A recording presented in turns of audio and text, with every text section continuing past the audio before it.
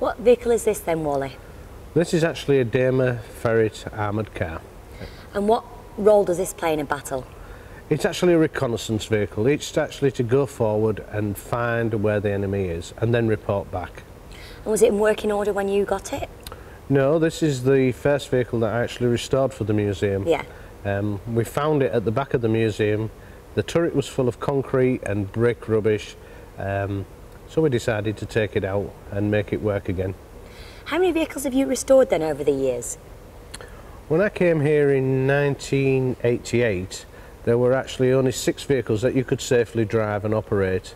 Since then, we've restored round about 90 of them. You yourself?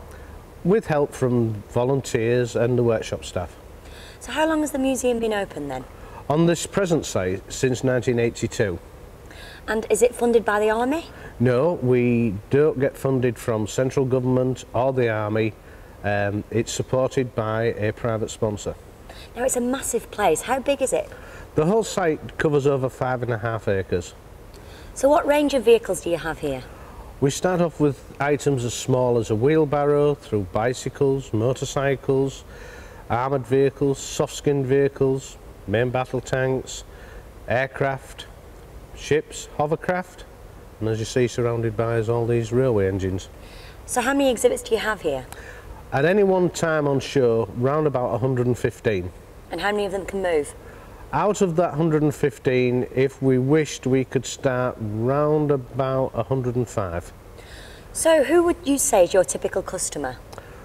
There isn't such a thing as a typical customer. It's from mums and dads bringing children, it's from grandparents bringing their grandchildren, down to the school children themselves. And do you have special events for children then?